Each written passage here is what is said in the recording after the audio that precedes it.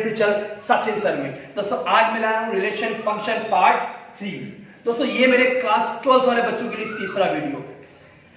Part 3 को समझने के लिए सबसे पहले आपको पार्ट 1 और पार्ट 2 को अच्छी तरीके से देखना जरूरी है। इसका मैंने लिंक्स डिस्क्रिप्शन बॉक्स में दिया है दोस्तों, ठीक है। तो उम्मीद करूंगा आप उस डिस्क्रिप्शन बॉक्स में जाकर पार्ट 1 और पार्ट 2 को जरूर देख लेंगे। जो बच्चे देख चुके हैं उनके लिए कोई प्रॉब्लम नहीं है। आइए पार्ट 3 स्टार्ट करते हैं। पार्ट 1 और पार्ट 2 में मैंने बताया था क्या होता है Cartesian product of two sets.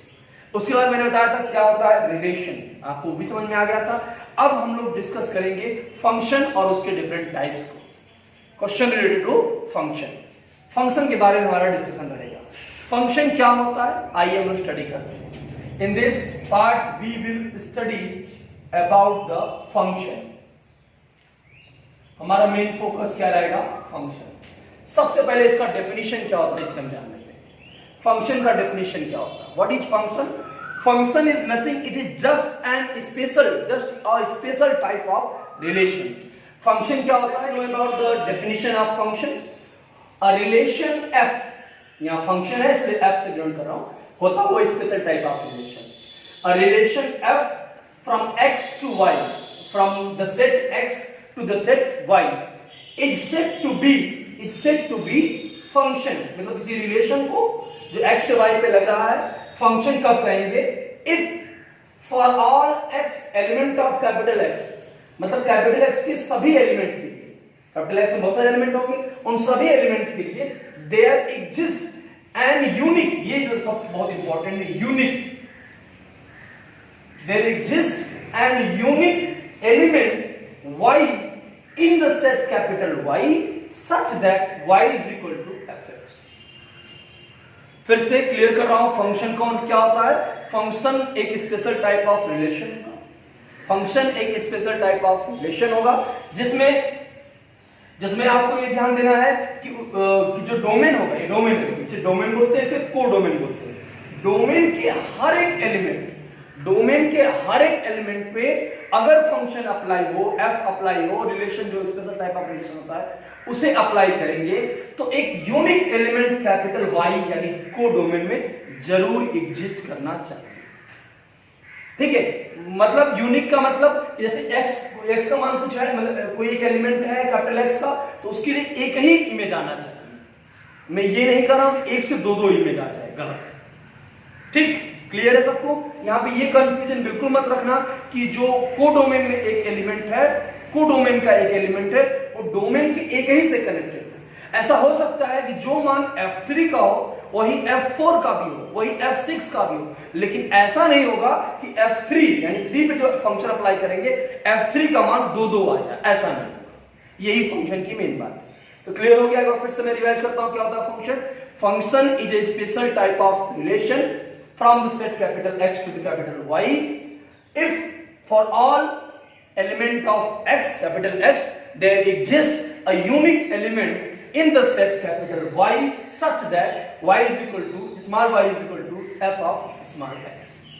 ठीक है, उम्मीद करता हूं आपको यहां तक समझ में आ गया। आइए फंक्शन के कुछ एग्जांपल को डिस्कस करते हैं। Let's take some examples of relation whether it is function or not। मैं कुछ एग्जांपल देता हूं रिलेशन का, देखते हैं वो फंक्शन है कि नहीं। ठीक है, एक एग्जांपल है कि a relation R from the set natural number n to the natural number n, ठीक, such that कि R is equal to ordered pair of x comma y, ordered pair of x comma y such that y is greater than x where x comma y both belong to the natural number n। एक relation हमने define किया है, इसमें कौन सारे element होंगे x comma y such that जो उसमें दूसरा एलिमेंट y है, जो इसका दूसरा कोऑर्डिनेट है आर्डर पेयर का y, वो पहले से अधिक है और ये x और y क्या है, दोनों नेचुरल नंबर है। आपको चेक करना है क्या ये फंक्शन है कि नहीं। we have to check whether it is a function or not। तो जो फंक्शन की कंडीशन है उसे चेक कर लो, मालूम चल जाएगा आपको। फंक्शन के लिए क्या जरूरी है, फंक्शन के लिए ये जरूरी है कि डोमेन के एक एलिमेंट से, डोमेन के हर एक एलिमेंट के लिए एक यूनिक एलिमेंट को डोमेन में एग्जिस्ट करना चाहिए। ठीक है दोस्तों, यहां पे ध्यान से देखिए, 2 is greater than 1, 2 बड़ा है, since 2 is greater than 1 implies 1, 2 belongs to capital R, है ना, 1, 2 belongs to capital R, और साथ ही साथ 3 is also greater than 1 implies 1, 3 belongs to capital R, ऐसे बहुत सारे, 4 is also greater than 1 implies 1, 4 also belongs to capital R. It means that is for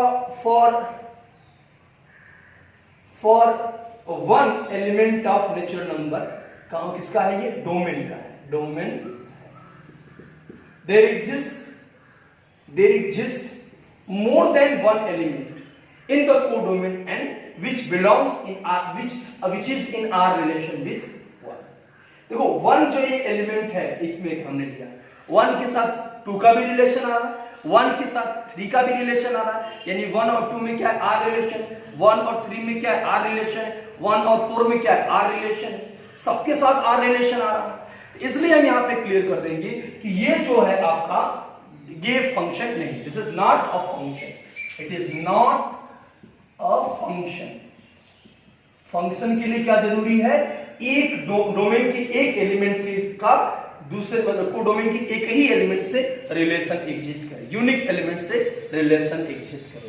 तो इस तरीके से ये जो एग्जांपल है, रिलेशन तो है बट फंक्शन नहीं। ठीक है, आइए चलते हैं another example of relation, weather it is function और नॉट। एक और एग्जांपल लेता हूं, क्या वो फंक्शन है कि नहीं आपको चेक करना है। तो क्वेश्चन है कि a relation R from the natural number n to the natural number n is given by r is equal to curly bracket ordered pair of x comma y, ordered pair of x comma y such that y is double of x, y is double of x where x and y both belongs to the natural number n। ये natural number पे लग रहा है इसमें, ठीक है। हमें check करना है ये जो रिलेशन है दिया है क्वेश्चन में, we have to check whether it is function और नॉट। चेक करना ये फंक्शन है कि नहीं, आइए चेक करते हैं फंक्शन है कि नहीं। ठीक है, सॉल्यूशन देखिए, हम मान रखते देखेंगे for x is equal to 1 रखिएगा, तो y का मान क्या आएगा, 2 into 1 दैट इज 2, जो कि क्या है, एक नेचुरल नंबर, ऐसा ना हो, है ना natural number.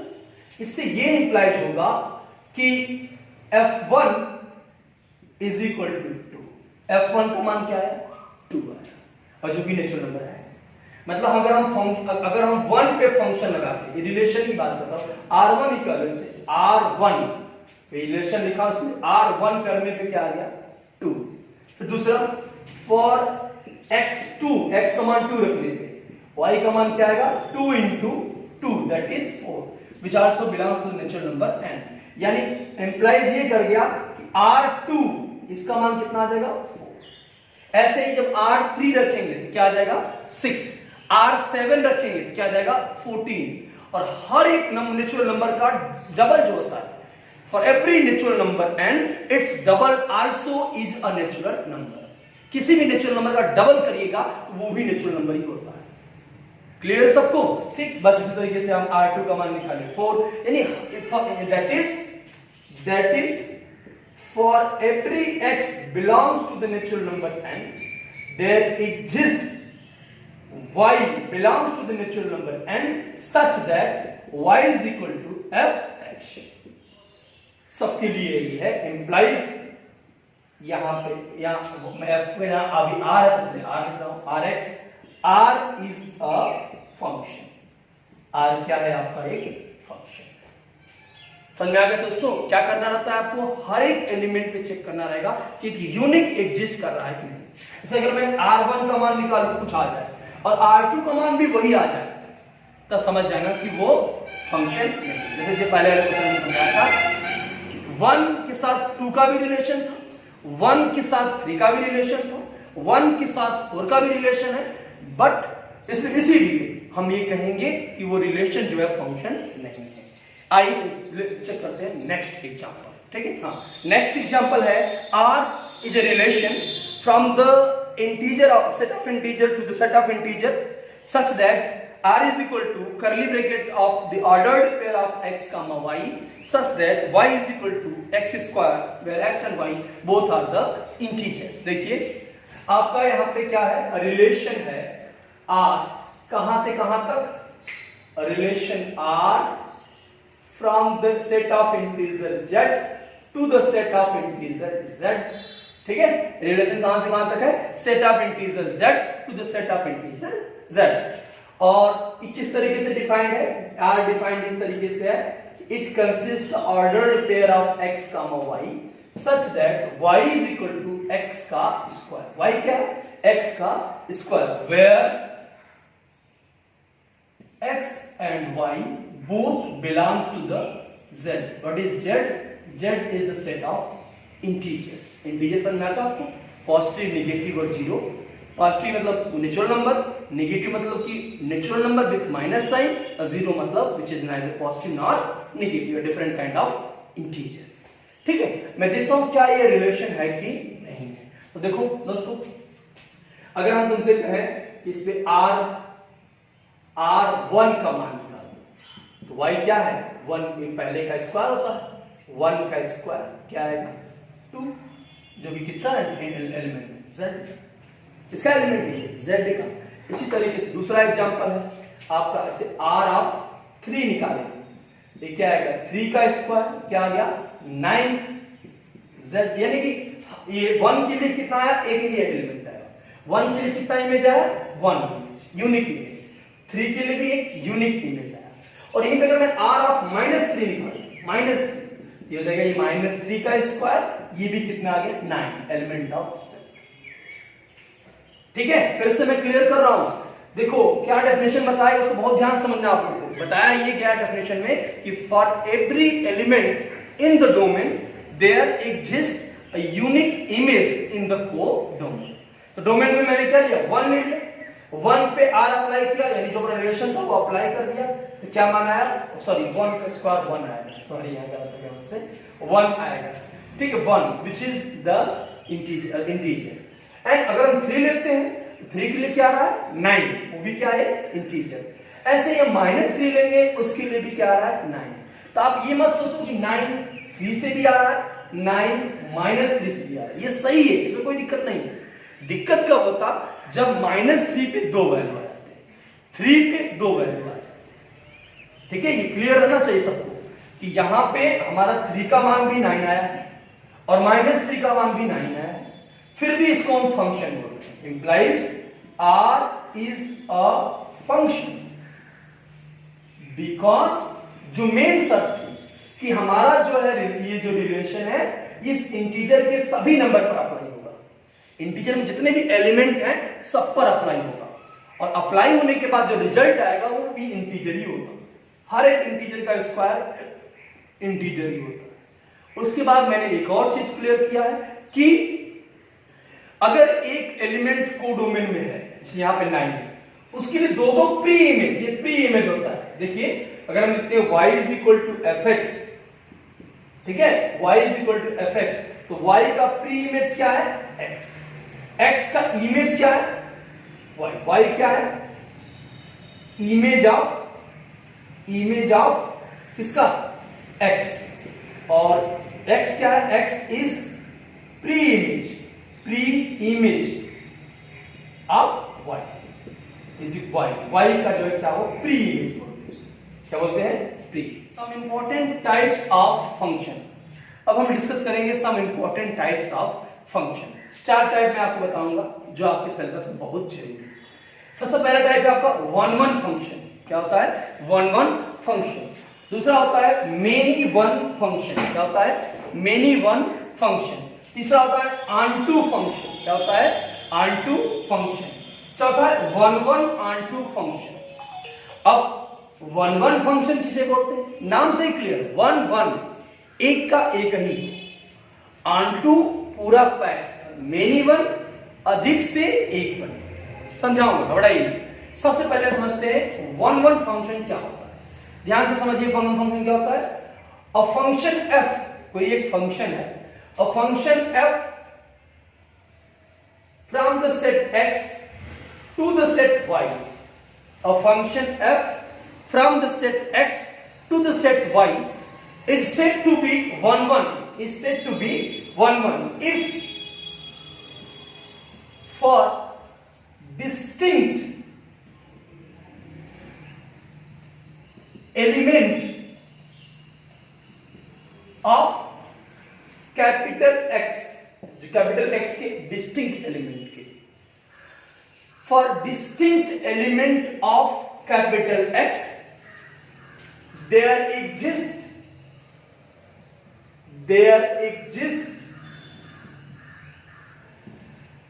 distinct image in capital Y.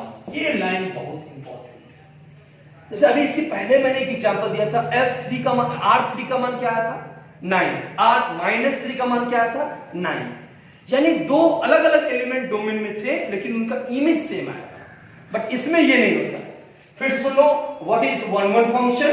A function is said to be 1 1 if a function f from the set x to the set y is said to be 1 1 if for the distinct element of capital X there exists distinct image in the set y. Y में distinct element exist करना चाहिए।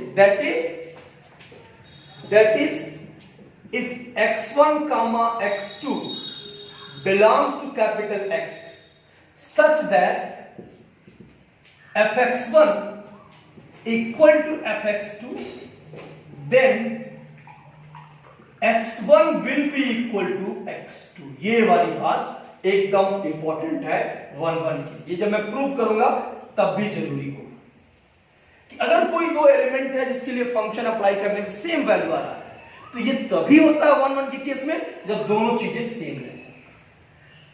ठीक है, जब दोनों चीजें same रहेंगी तभी। We do not have any two distinct element in the set capital X which has same image in the set capital Y। उसे बोलेंगे हम 1 1 फंक्शन। फिर से समझो कि किसी भी डोमेन के जितने भी एलिमेंट हैं, वो जो अलग अलग एलिमेंट्स हैं, उन सभी के लिए सेम इमेज नहीं आ सकता। कोई भी दो अलग अलग एलिमेंट का सेम इमेज नहीं आ सकता। आइए चलते हैं next many one function. Many one function क्या है? इसी का जस्ट अपोजिट होता है। मेनी वन में क्या होता है? Many one a function f from the set x to the set y is said to be many one function if in the set capital X there exists at least two distinct element for which we have the same image in the set capital Y। फिर से इस case में क्या होता है many one function में कि अगर कोई आपका एक फंक्शन है वो कहां x से y पर है, उसे हम कहेंगे many one function if there exist at least to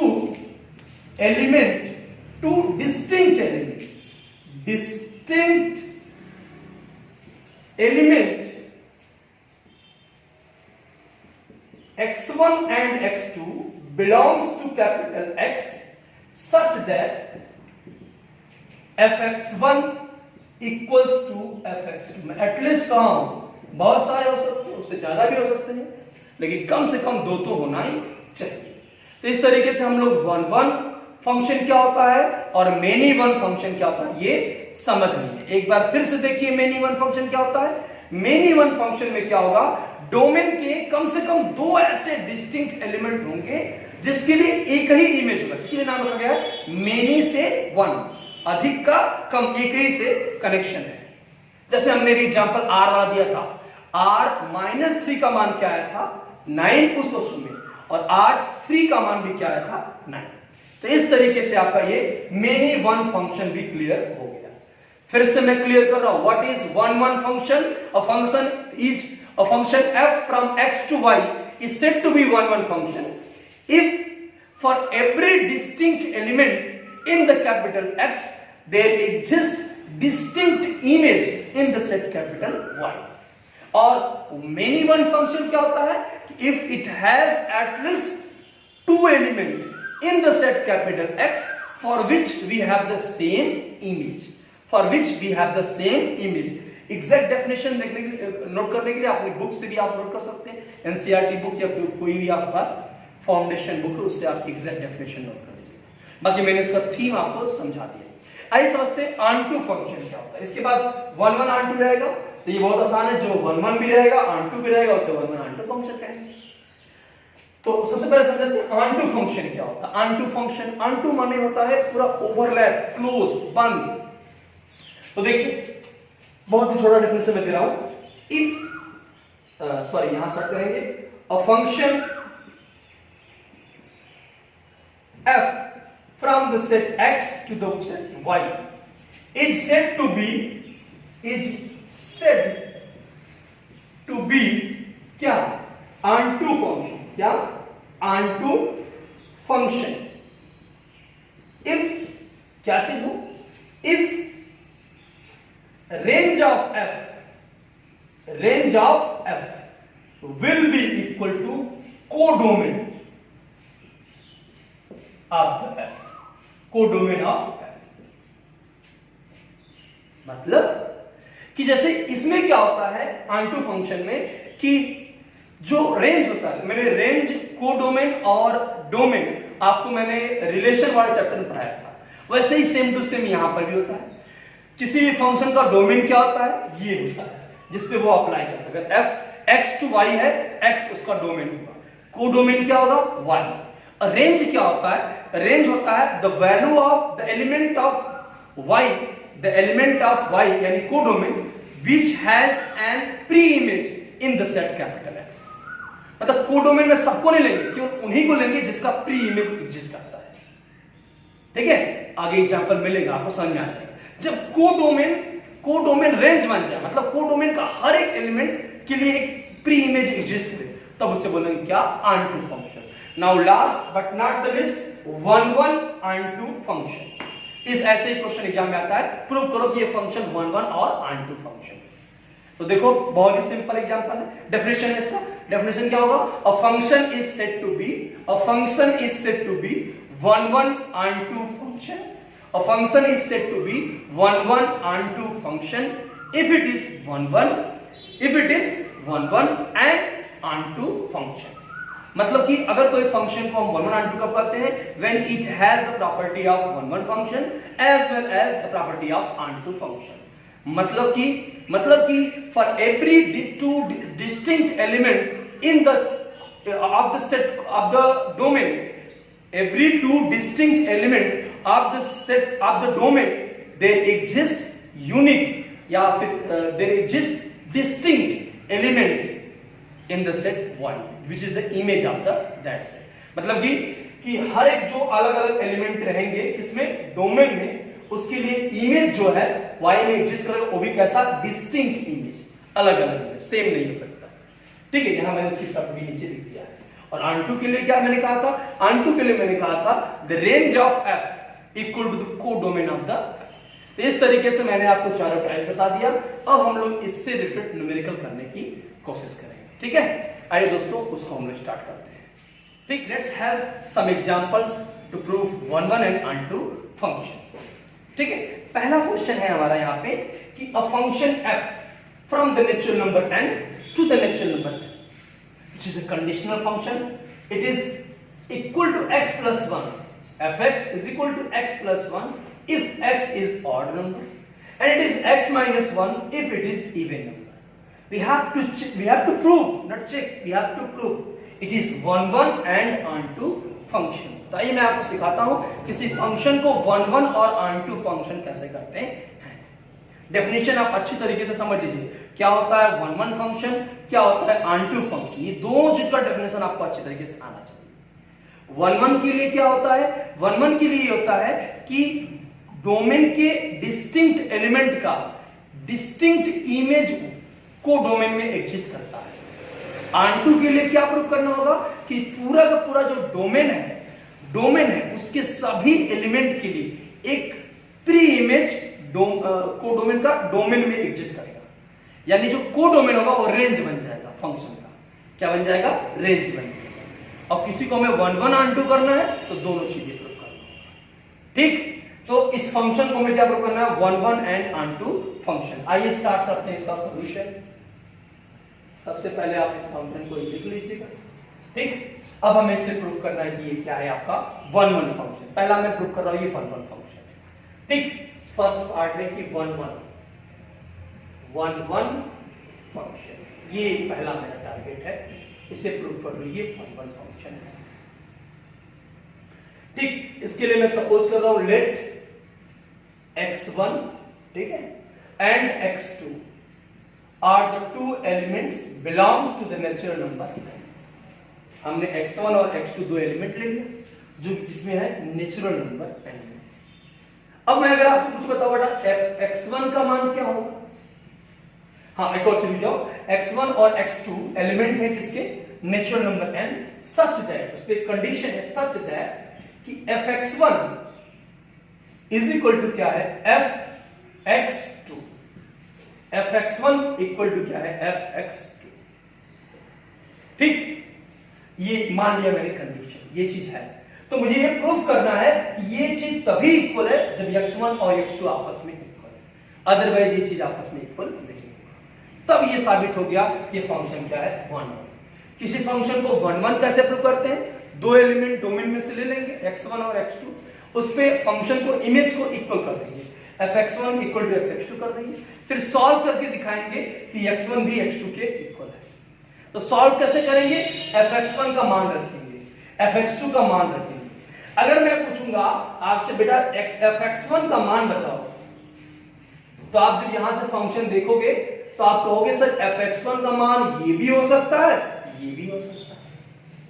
मैं पूछूंगा ये कब हो सकता है? आप बोलो ये तब होगा जब x1 क्या हो? Odd number.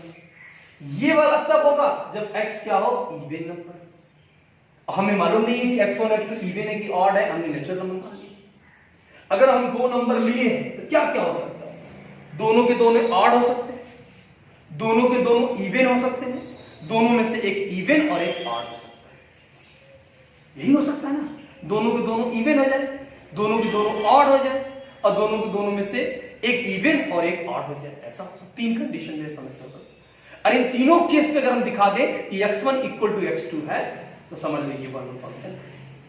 ठीक है, तो चलिए सबसे पहला केस 1, इफ x1 क्या हो? एक ऑड नंबर। क्या हो? एक ऑड नंबर। और x2 भी क्या हो? एक ऑड नंबर। ठीक, x1 क्या है? ऑड नंबर, x2 क्या है? एक odd number. Then fx1 equal to fx2, ये किसके आएगा? fx1 क्या है? ऑड नंबर, ये वाला लगेगा। ये कंडीशनल फंक्शन है, जब ऑड नंबर रहेगा x तब ये फॉर्मूला लगेगा x + 1 का, इवन नंबर रहेगा तो x - 1 का। तो ठीक है, ये fx1 क्या हो जाएगा आपका? x1 + 1 ऑड वाला है। ठीक, दूसरा fx2 क्या हो जाएगा आपका? ये भी ऑड नंबर है इसलिए ये भी क्या होगा? x2 + 1, ये +1 से कट जाएगा, x1 equal to x2, x1 equal to x2। आप लोग भी दिख रहा है? ठीक है, x1 equal to x2 implies they are also लिखेंगे, implies लिखेंगे, यहाँ पर लिखेंगे that is fx1 equal to fx2।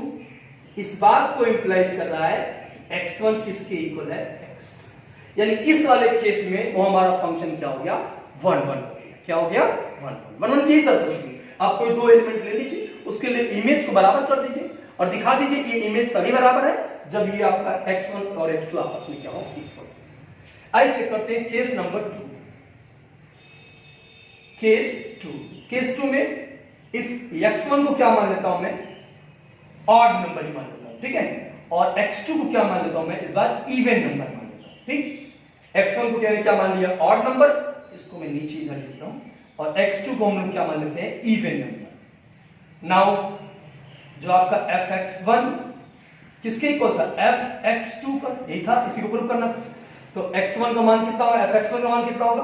अब चूंकि x1 ऑड है तो ऑड वाला फॉर्मूला लिखिएगा, x प्लस 1 है, जहां x लिखा वहां क्या लिखेंगे आप, x1, ये हो जाएगा x1 plus 1।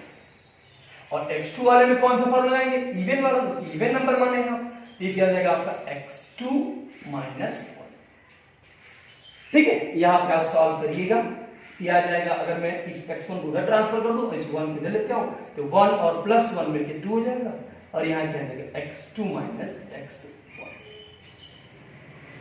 x2 minus x1। आपने क्या सपोज किया इसे, x2 को इवन नंबर, और इसको क्या सपोज किया आपने, ऑड नंबर। यहां पे x1 इक्वल टू x2 नहीं आ रहा है, यहां पे x2 और x1 में 2 का डिफरेंस आ रहा है। But in the whole universe we do not have one odd and even number such that their difference is 2। दुनिया में कोई दो इवन, एक इवन और एक ऑड नंबर ऐसे नहीं हो सकते जिनमें 2 का डिफरेंस होगा। दोनों ऑड नंबर रहेंगे तब 2 का डिफरेंस होगा, दोनों इवन होंगे तब 2 का डिफरेंस होगा। एक इवन रहे और एक ऑड रहे, 2 का डिफरेंस नहीं हो सकता। यानी ये वाला कंडीशन क्या है, इम्पॉसिबल। इम्पॉसिबल मतलब ये चीज होगा ही नहीं पॉसिबल इसमें, कब, जब ऑड और इवन है। इस तरह से इवन और ऑड वाला भी हो जाए, उसको अलग से करने की जरूरत नहीं। x1 को इवन मान लीजिए, x2 को ऑड मान लीजिए, ठीक है, इसी में वो समझ में आ गया सबको। फिर से जान लो, इस वाले केस में कभी भी fx1 fx2 के इक्वल नहीं होगा, इसलिए इसे मुझे प्रूव करने की जरूरत नहीं है कि x1 x2 के इक्वल। मुझे कब x1 को x2 के इक्वल प्रूव करना होगा, जब fx1 इमेज और fx2 x1 और x2 की इमेज आपस में इक्वल। आइए करते हैं लास्ट थर्ड केस 3। ये आपका केस 3। इसके बाद मैं आपको बताऊंगा कि फंक्शन ऑन2 कैसे है। केस 3 पर चेक कर लेते हैं, है भी कुछ। इफ x1 को मैं मान लेता हूं क्या, इवन नंबर, और x2 को भी मैं क्या मान लेता हूं, इवन नंबर। ठीक, नाउ आपका शर्त क्या दिया है, fx1 इक्वल्स टू fx2। अब मान रखना है, इवन के लिए कौन सा फॉर्मूला है, नीचे वाला क्या है, x माइनस 1। x से जब क्या लिखेंगे, x1, और x से जब इसमें क्या लिखेंगे, x2 लिखेंगे इस वाले में। ये हो जाएगा आपका x1 माइनस 1, यहां पे x2 माइनस 1, माइनस 1 से माइनस 1 करिए, क्या प्रूफ हो गया, x1 equals to x2, that is fx1 equals to fx2। इस बात को इंप्लाइज करता है x1 किसके इक्वल है, x2। लास्ट में यहां मैं नीचे लिख रहा हूं कि इंप्लाइज f इज 1 फंक्शन। अभी हमें क्या प्रूफ करना है, ये ऑन2 फंक्शन भी है। फिर से दोस्तों थोड़ा सा टिपिकल था, इसमें कई केस करना पड़ा, सभी क्वेश्चन में केस नहीं करना पड़ता। क्यों केस करना पड़ा, क्योंकि यहां पे हम जब fx1 का मान रखने जा रहे थे तो मेरे पास दो ऑप्शन आ रहा था, x1 प्लस 1, x1 माइनस 1। वो डिपेंड करेगा कि आपका x1 क्या है। अगर वो इवन है तो ये माइनस वाला रखा जाएगा, अगर वो ऑड है तो ये प्लस वाला रखा जाएगा। ठीक है दोस्तों, उम्मीद करता हूं आप लोगों को ये 1 समझ में आ गया। अब हम लोग करेंगे ऑन2 फंक्शन, ये ऑन2 है कि नहीं, ऑन2 फंक्शन प्रूव करते हैं। ये फंक्शन आपका ऑन2 है, प्रूव करना था आपको 1 ऑन2 फंक्शन है, 1 मैंने प्रूव कर दिया। अब आपको प्रूव करना है कि ये फंक्शन ऑन2 फंक्शन भी है। देखिए ऑन2 फंक्शन के लिए, ऑन2 फंक्शन लिखा है आपका fx equal to x plus 1 when x is odd number, x minus 1 when x is even number. ठीक है, तो मैं निकालता हूं f1 का मान, नेचुरल नंबर है, देखिए n टू n पे लगा रहा है, हम नेचुरल नंबर सबसे पहला कौन सा 1 है, 1 पे निकालेंगे। 1 क्या है, एक ऑड नंबर, ये वाला फॉर्म लगेगा, 1 प्लस 1 क्या आ गया यहां पे 2। दूसरा है आपका f2 इवन नंबर, आगे क्या आ गया, इवन नंबर। इसको ये जो 2 आया है किसका एलिमेंट है, belongs to the natural number, क्योंकि क्या है, कोडोमेन। क्या है आपका, कोडोमेन का है, ये n किसका है, कोडोमेन का। ठीक है, फिर यहां 2 रखेंगे तो 2 माइनस 1 क्या आ गया, 1 रखने पे 2 आ गया, 2 रखने पे 1 आ गया, जो किसका एलिमेंट है, n, जो कि क्या है अपना कोडोमेन। इसी तरीके से अगर f3 निकालेंगे तो आ जाएगा 3 प्लस 1 कितना आ जाएगा यहां पे 4, जो कि क्या है नेचुरल नंबर किसका, कोडोमेन का। ठीक है, इसी तरीके से हम F4 निकालेंगे, क्या देगा 4 - 1 that is 3 belongs to the natural number n which is the codomain. यानी आप कह सकते हैं that is for all odd number belongs to the natural number n, belongs to the set of natural number n, जो कि क्या है आपका codomain. there exists a pre-image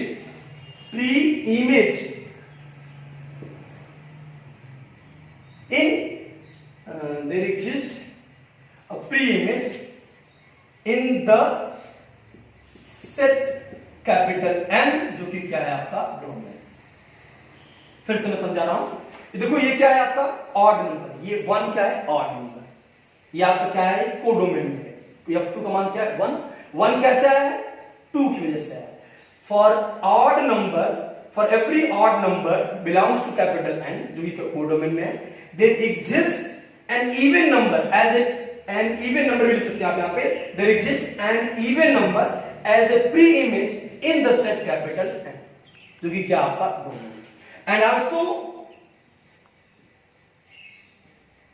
for all even number belongs to the natural number n, किसका codomain का।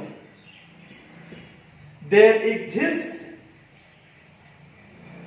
an odd number as a pre-image in capital N, जो कि क्या आपका डोमेन। मतलब कि जो कोडोमेन में इवन और ऑड है सबके लिए एक एक प्री इमेज एग्जिस्ट कर रहा है, एक एक प्री इमेज एग्जिस्ट कर रहा है। तो इस तरीके से हम लिख देंगे